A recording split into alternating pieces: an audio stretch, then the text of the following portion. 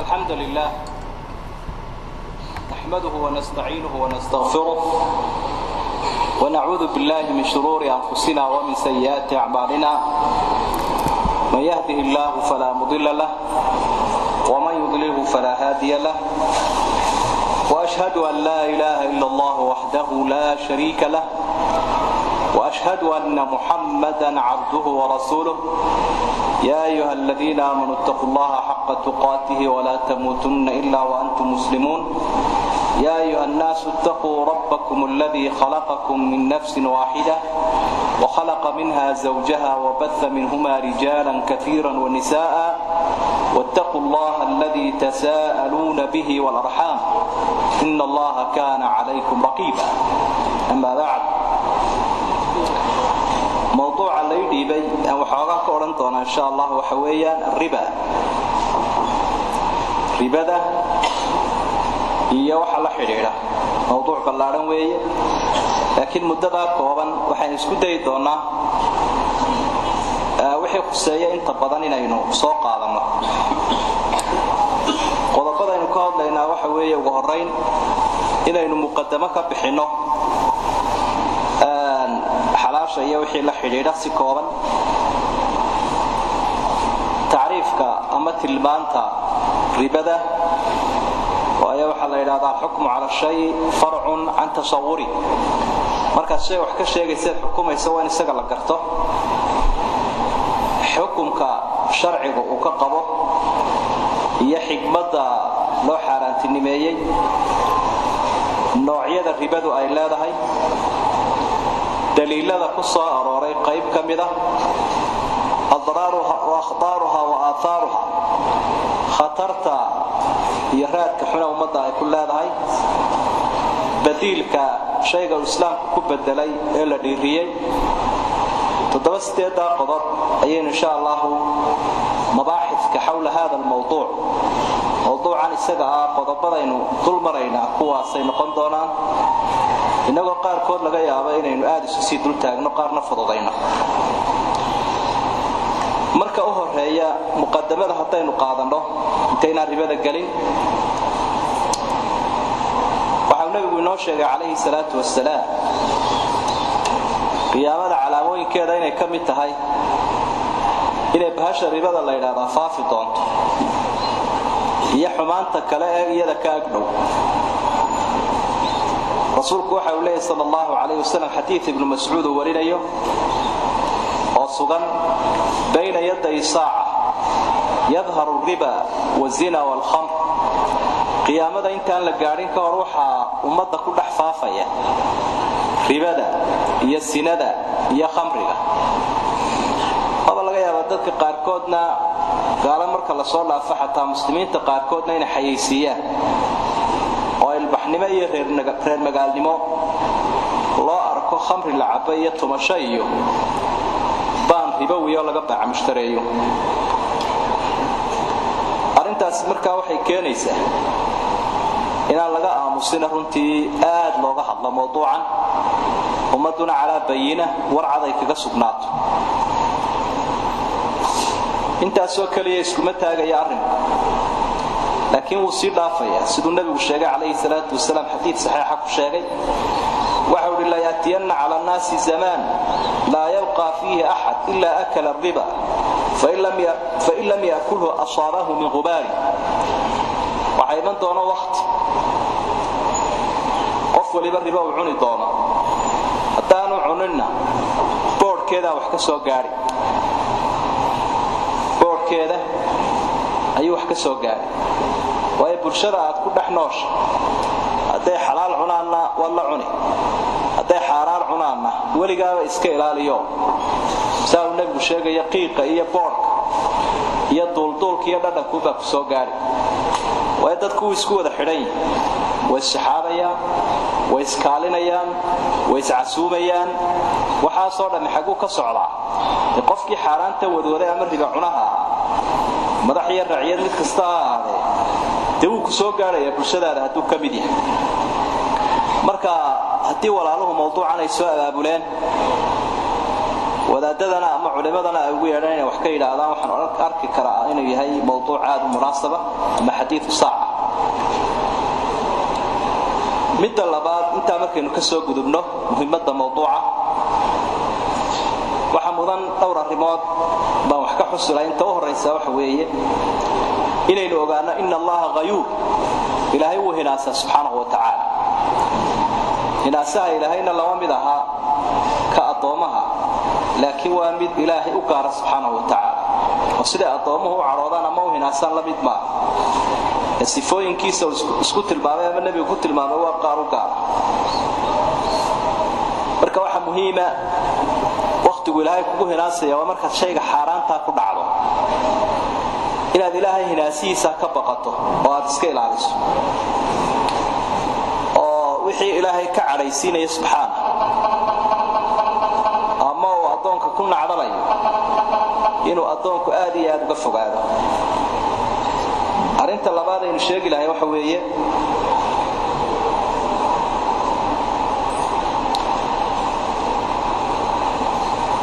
rabbuna subhanahu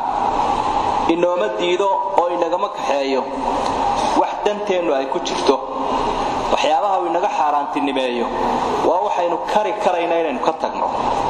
laakiin waxaynan kullayba ka tagi karaynin ogow inagama xaaraantinimeeyo arrintaana aynu ku xisaabtano aynu ogaanaa aad bay muhiim u tahay taas waxay jawaab u tahay oraahda la celceliyo casrigan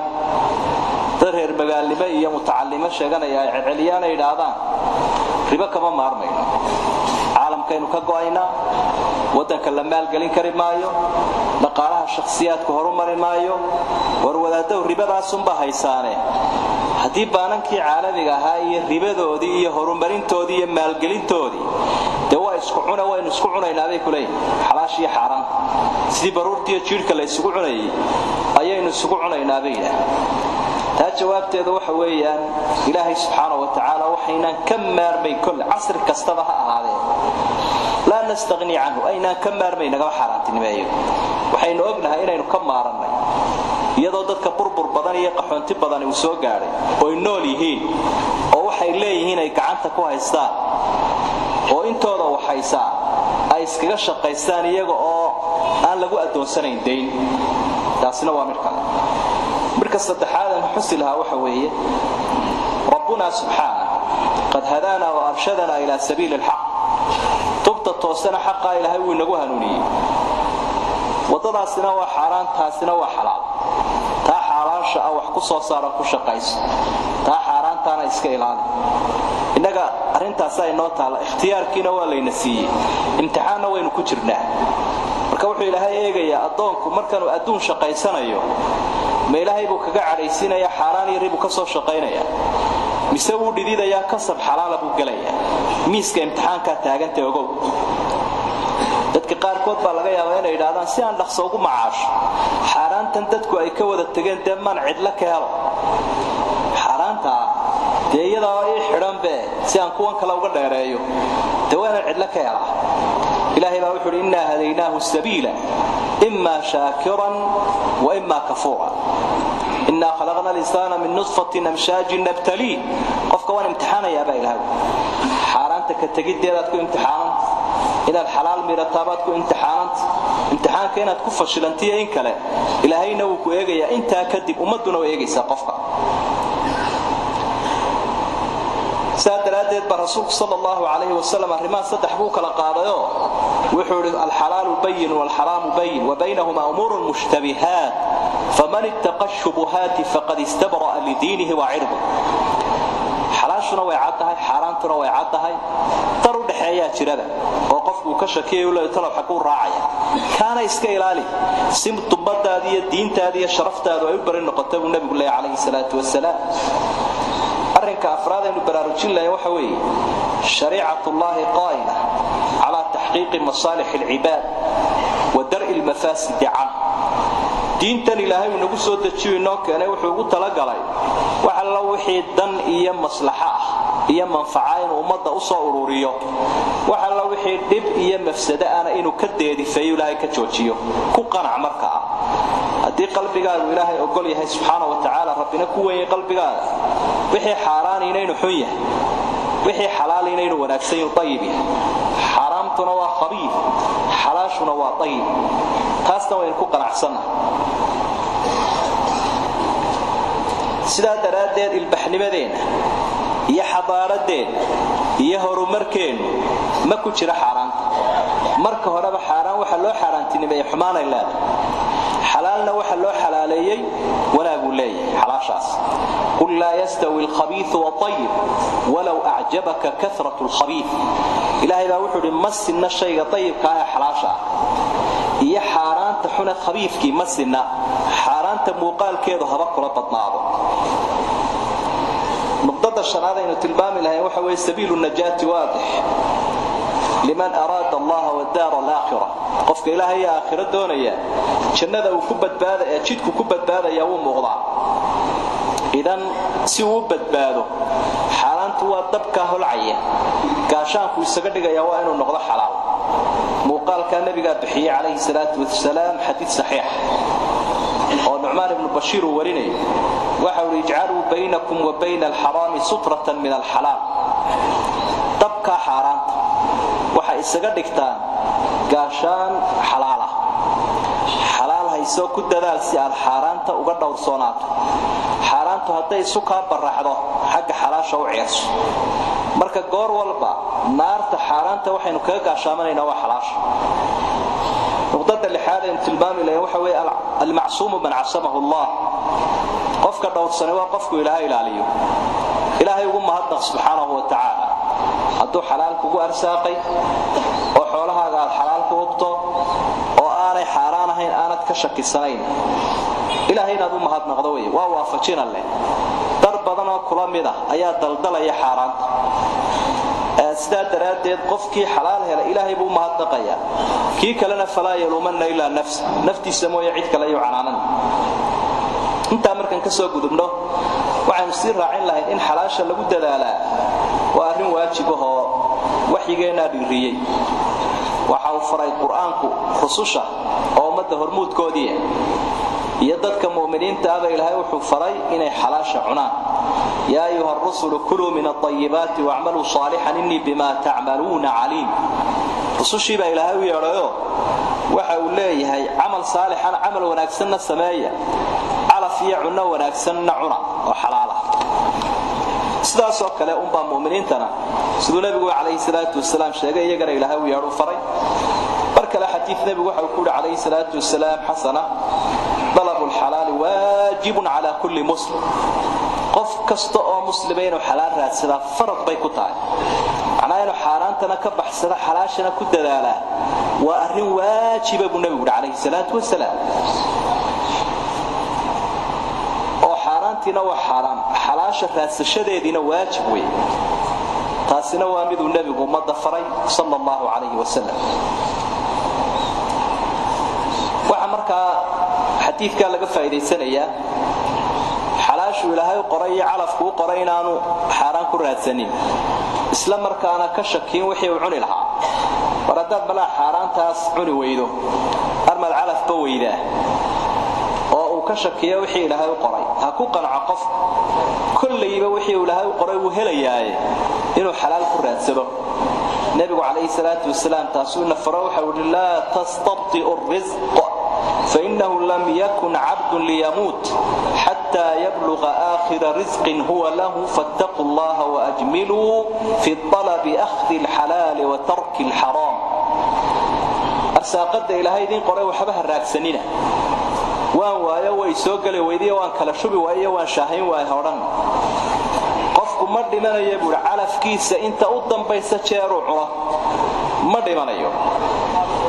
qofka arsaaqadiisu waxay u daba cararaysaa sida malag uu daba cararay u daba taagay waad ku qanacsantahay malaggu inaanu ku gafay ku qanacsan arsaaqaduna inaanay ku gafay Ilaahay ka cabsada oo shaqataga hagaajiyo gobonimada iyo sharafta ilaali kullu Ilaahay uu ku qoro waad helaysaa nacasnimaha ku raasani laakiin sharaf iyo raganimo iyo gobonimo iyo geesanimo ku raas اتقوا الله النبي إلهي كعبسة فاتقوا الله وأجملوا في الطلب طلب كنا وحوي حلاشي ولا قاتي حرام ولا قتبه طلب كلا وناجينا faa'iidooyin badan bay leedahay in xalaasha la isticmaalo taw horeeya waxa weeyaa fi akli al-halal salahu al-qulub qalbigu inuu ku hagaago waxa asal u ah inaad xalaal cuntaay meesha laga istaarmay steerinka iyo mashiinka waa qofka bani aadamka ana waa qalbiga waxaad arkaysaa xadiidkeenu soo akhriyeynay ee nabigu lahaa xalaashuna way cad xaraamtuna way cad xagga dambe wuxuu ka raaciyay ala inna fil jasad mudghah ida salahat salaha saa'irul jasad war jirka waxa ku jira buu nabigu xubin haduu xubinkaasi hagaago jirka inta kale oo dhamina uu hagaagaya ala hiya alqalb wa qalbi marka xaraantii buu sheegay xubinkii qalbigana uu sheegay xumaanta xaraantu qalbigay dilaysa qaarado haysatay inay cadcadiin ay burburayeen ee waaweyn ayaa ka annahum khushubun musannada qoriyo iyo qolfoof tiirsan oo kala ah faa'iidooyinka xalaasha la isticmaalo waxa kamida fi akli al-halal najatun min al-halal halaagay laga badbaado qofka ka badbaadaya qoyska ka badbaadaya qaranka ka badbaadaya xalaasha cunidee wala tulqu bi aydikum ila at-tahluk gacmiina halaaga ku ridina buu ilaahay subhanahu wa ta'ala siyaada lagu halaagsamay kamid tahay xaraan cunid Salim ibn Abdullah waxa uu saddex baa nabadgeliyada ku jirta illa nabad galaba balaayooyinka meeraya iyo naarad ka nabad gasho aklu al-halal wa adaa al-faraid والاقتداء بالنبي صلى الله عليه وسلم إن الحلاش عنت إن الواجبات كلا فري قدت إن الرسول كي إلهي قد صلى الله عليه وسلم مرك لو حوري قفك قاري ما لا يصح أكل الحلال إلا بالعلم حلاشا قفك مهلي كرا إلى وقويش مالكينا حلال نقن ما يلح إلى وكان نظيف نغضب ربدا iyo tuugada qululka waxa la ilaa xoolaha umada la qaato iyo waxa makruuha la ilaa umadu ay iyadoo lagu karaysanaya si aad qaadato iyo shubhada wixii shubahada nabigu ka digay aad garan laaday xalaal ba mise waa xaraan jeerood ka tag faa'iidooyinka xalaasha waxa kamida inaad xaraanta cuntaa waxay ka tagsiinaysaa ladada iimaan macaanka iimaanka waxa hela qofka qalbigu nool yahay inna allaha tayyibun wala yaqbalu illa tayyib wuxuu yeeshaa qofku marka uu xalaasha cuno nuur qalbigiisa xikmada afkiisa ka soo burqata waxa uu yeeshaa firaas aragti dheer oo indhoor garad ku noqdaado wax dad badan ka qarsoon baa ilaahay u nuuriya marka oo daraska arrimaha iyo hilaadintooda iyo miisaaminta umuurta waxa ku fiican dadka had iyo jeer xalaal cunka faa'iidooyinka xalaasha waxaan ama dhibaatooyinka xaraamta waxa kamida jirka ku kobca xaraan nabigu wuxuu leeyahay kaleey salaatu wassalaam inuu lagaga jarayo qofka naar buu tilmaamay innahu la yarbu lahmu nabata min suhtin illa kanat an-nar awla bi jirkasto naar ku kobca xaraan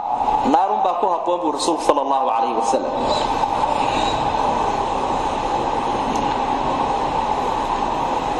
sidaynu horeba u soo sheegnay aakhiru zamaanka ribada quramaha waxa faafaya laakiin noocyada kala duwan xaaraantu ay leedahay way si faafi doontaa inahaas way naga filayeen marka aynu mowduuca ku soo dhawaano muqaddamada qaybta hore ee la xiriidha waxa aynu ka digaynaa guud ahaanba inuu xaaraanta iyo ribada kaligeed aanu ahayn markaynu soo noqono khatartan badan dadka qaar koodna la sahlan ee ribada la yiraahdo taariifkeeda iyo tilmaanteeda lafdu riba az-ziyada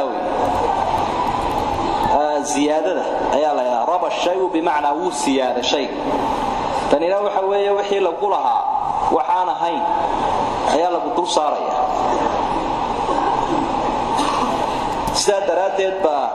waxa uu tilmaamaya Qurtubi rahimahullah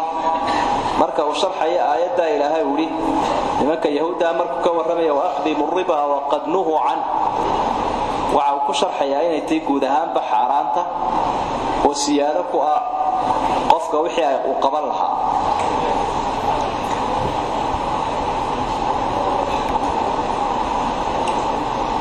xagga sharciga marka la eego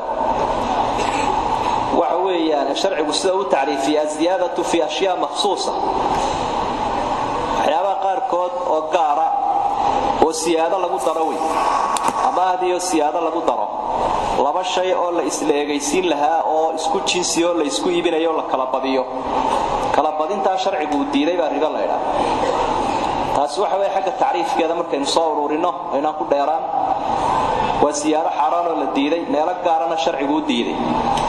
sida waxyaabihii la cunaya raashinka iyo lacagtii oo ay galayso ribadu anwaacdeeda ama noocyadeeda laba qaybood bay u qaybsantaa riba al-fadl iyo riba an-nasi'a riba al-fadl ribada gasha raashinka la cuno iyo lacagaha la isdaafsado ee marka la isku bedelo iyo sarifka galaysa wa ziyadatu ahad al-iwadayn المتفق للجنس على الآخر ولا شيء oo raashinaho isla eg isku noocaan ilaado oo iswaafaqsan oo kala duwanayn oo midkood la badiyo ama laba lacag oo isku bida oo midkood la badiyo marka hadii jinsigii uu isku mid yahay waxa laga maarmaana in la isleegaysiiyo lana kala qaato marka shardiga oo horeeya waa isleegaysiinta laba sharti bay leedahay riba al-fadli marka laga baxsanayo riba al-fadli ee beecaayibkaas uu hagaagayo beec bila riba uu noqon karo laba sharti weeye mid waa in la isleegaysiiyo midna waa in marka la kala qaato hadii labadii shay la kala badiyo ee isku nooca riba al-fadli waa soo gashay hadii ay kala nooc yihiin oo la isku iibiyo haba la kala badiyo oo aan la kala qaadanin riba al-fadli baa soo gashay culimada qaarkood riba al-yad ayay yiraahdaan waa riba xagga gacanta نبي محمد عليه الصلاة والسلام أحاديث بلنبكا ورميتا هذا أمده وقدقيه صحيحة أمده الله النبي مركز حديث عبادة بن الصامت ورينيه وعن النبي عليه الصلاة والسلام الذهب بالذهب والفضة بالفضة ذهب لغويبي العقل لغويبي والبر بالبر والشعير بالشعير برك لغويبينيه هادي لغويبينيه والتمر بالتمر تمر لغويبينيه والملح بالملح ملح لغويبينيه اللي هو راشنيه وعنا مثلا بمثل سواء بسواء يدا بيد وين ليس ليغيسيا markaana la kala qaata labada qeyd uu nabigu shart ka dhigay فاذا اختلفت هذه الاصنام فبيعوا كيف شئتم اذا كان يدا بيد marka ay waxyaabahan raashinka iskhilaafsan iyo kala nooc yahay ama kala jinsiyaan ilaaha waa sida doontaan uu iibiyo kala badiya laakiin kala qaatay buu rasuulku sallallahu alayhi wasallam marka taasi inagu aad u soo ururinayno guud marayna waa abwaab fiqiga iyo ahadiith tabada baab riba al-fadl aad buu badan labada sharti baa loo xidhaya raashin lagu iibinayo iyo lacag lagu sarifayo ama dahab iyo lacag la isku sarifayo wixii kala noocana waa la kala badin karaa hal la kala qaato markaaba oo yaa la isku yeelan wixii isku noocana hana la isleegaysiiyo markaan hal la kala qaato ribada qaybta labaad waxa way riba an-nasi'a ribada loo yaqaano ribada dibdhiga wa ziyadatu dayn fi nadhir al-ajr dayntaadii wax la dul saaro iyadoo la leeyahay waqtiga la maqanta lagu beegaya maalkani muddo naga maqan yahay ma qofkii lahaa oranaya uu iga maqan yahay maalkani muddada uu maqan yahay waxaan dhaafsanaya inaan wax ku dul saaro taas iyaduna riba an-nasi'a ayay noqonaysaa waa ribada casrigan aynu joogno aad ka u badan waa ribadii waqtigii jaahiliyada aad ka u badnay ee yahuuduna isticmaali jireen haddana ay isticmaalaan carabtuna ay isticmaali jireen oo carabtu waxay kalaamahan jireen lacagta iyo raashinka iyo xoolaha noolba qofka muddo qaadanaya ama ahanaya waxa la oran jiray muddada maxaad ii dul saaraysaa wuxuu leeyahay intaasaan ku saaray muddadii marka ay dhammaato ayaa wuxuu leeyahay taqdi am turbi miyaad soo celinaysaa lacagtii waqtigu dhamaaday mise haddana waad kordhinaysaa amaba kordhi buu leeyahay maxaan kordhiyaa intaasaad kordhinaysaa waxa laga yaabaa sida loo kordhinayo inuu kaba bataba ama la eegaadaba wixii kolkii hore lagu lahaa xoolaha noolna way kala amaahan jireen midal waxa la kala amaahanayaa qaalin geelo laba jira waqti baa lagu kala qaadanaya kolku waqtigii dhamaaday oran jireen miyaad bixin mise 3 jir baad ka dhig ما يصدح شركة كدقة هذا وقتي كلا دمانية مياد بحين مساء فرشير بات كدقة قال أنت اللي بشركة هذا حي قاري كرتا تهال دليسة يا أيها الذين آمنوا لا تأكلوا الربا أضعافا مضاعفة إبدا هعنينا إيضا لابن أو سير لابن وإيضا لابن casrigan aynu joognana waxaynu ogsoonahay systemkan gaalada ay ku shaqeeyaan ribowiga ee baanan dulsaarkaas interestiga waxa la yiraahdo marka qofka waqtigii uu ku bixin waayo way korodhaan way biirtaan dadkeenu waxay ka qayliyaan waxa laga yaabaa qofka ganaax yar oo uu galay in la saaro ama gaari iyo wixii la mid ah kadibna uu warwareegaya 5 sano marka uu joogo ee maxkamadda loo gudbiyo wixii kolkii hore ganaaxu ahaayo 5 lagu dhuftay baa soo baxaysa marka ribada noocaas waa taadka u khatarta badan waa la xayeysiyo waa gaaladu aqeedada ka dhigteen ay yiraahdeen dalka iyo dadku iyo dhaqaaluhu riba la'aan socod maayo وفائدة البنوك هذا مقاش فائدة البانك تاسي uga jeeda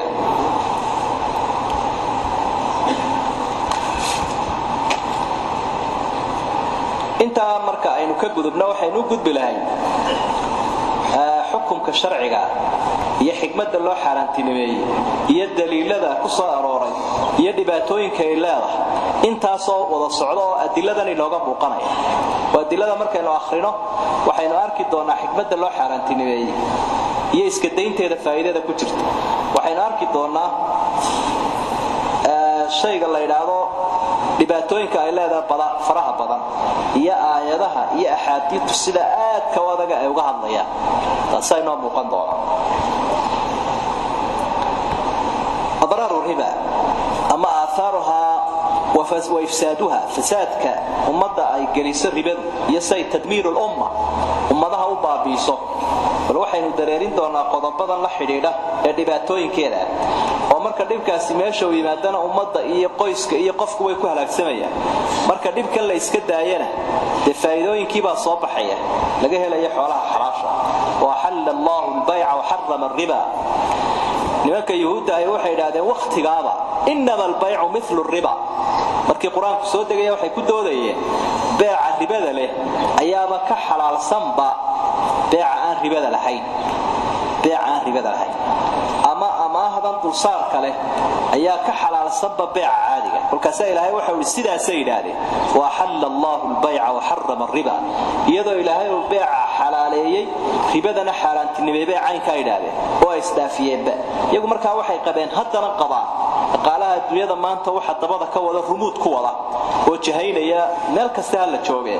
oo baananka gacanta ku haya oo dahabkii gacanta ku haya ninka yahuuda la yiraahdo mas'ala macruuf weeye marka sidii bariga ay wadeen bay maanta la wada waxay heshiis ku leeyihiin weeye oo aanay ogolayn meel gaar ah dadka qaarkood inay soo galaan ribada iyo adraarteeda dhibaatooyinkeeda waxa kamida dhibaato la xidhiidha xagga akhlaaqda iyo ruuxda akhlaaqda qofka ama ummadana way xumaysaa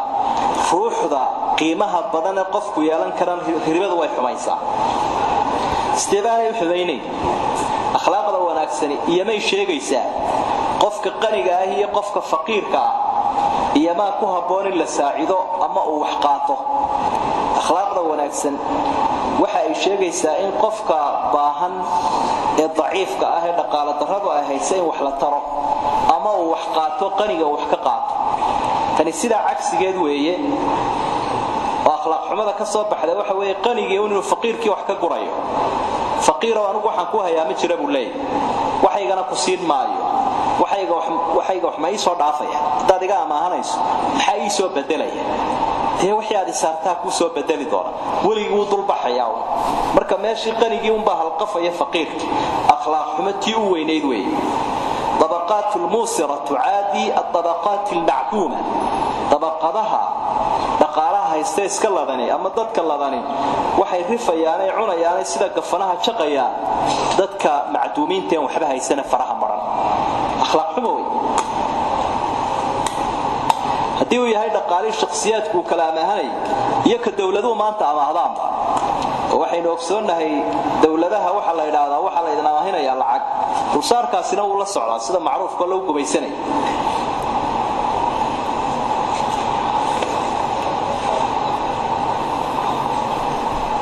adraabteeda iyo dhibaatooyinkeeda waxa ka mid ah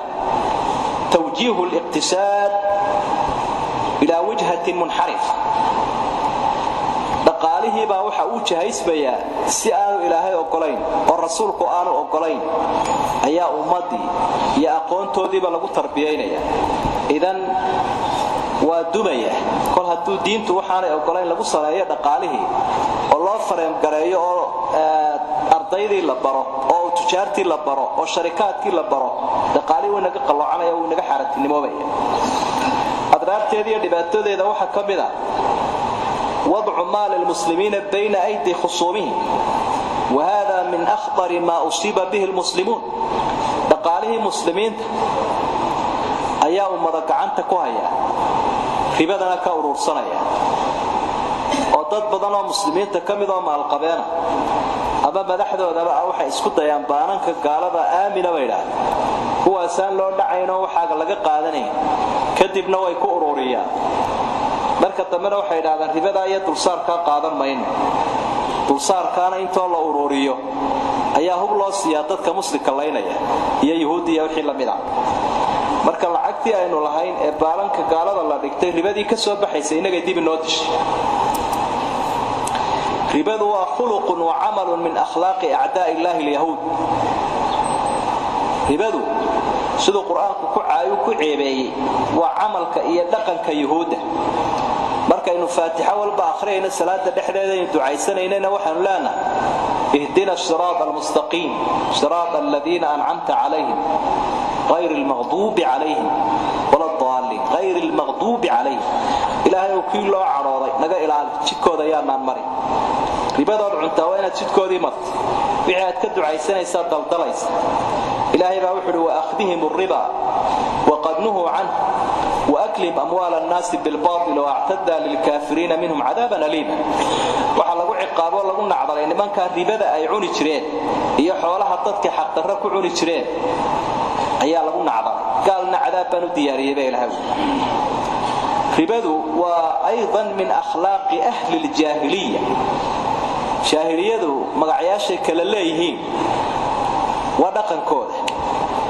واصلك دقالهوده وشيء u aaminsan yihiin laantiina ay soconayn waynaga carabtana ka soo warameyn iyo siday baasha u isticmaali jireen aad buu nabigu umada walaha tadarruj marxalada kala duwan baa la mariyay xaaraantinimada si dadka looga fujiyo dubihii u weynaana wuxuu ku dhacay markay soo degtay aayada ku sugan suuratul maa'ida إلهي أن لا عفوا عن آيات كسرة سورة البقرة كمدا آياته وجودن بيه قرآن كوحسوا دجا كوي وجودن بيه كمدا لا قل يا قارقود تدمابين آيات وجودن بيه وين هاي وقارقود إنه آخرين ونقوى صاصعة نبينا عليه الصلاة والسلام ومضى الإسلام كمركي وكلها اللي يشروينه حجة الوداع والسقوطية وحولها الربا كسته dhulka la dhigay waa laga guuray ribadii adeerkay Cabbaas uu dadka ku lahaa taas oo horeeyo waxa laga tagay ribada reerkayaga ayaa waxa la tuurayo aan ka bilaabay Abu Nabi Alayhi Salaatu Wasalaam ribada dambe la isweydiisanaya ma jirtay ogaada adraabteedii waxa kamid ah aaklu riba yub'athu yawm al-qiyamati kal majnun علامة إلى إلهي كم وجنية عقابة دوية لاذة أو عابة دوية لاذة أو عابة آخرية عقابة آخرة ولا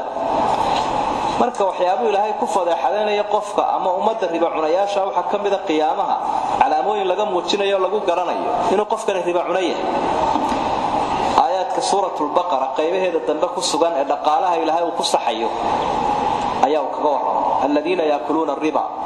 la yaqumuna illa kama yaqumu alladhi yatakhabbathu ash-shaytanu min al-mas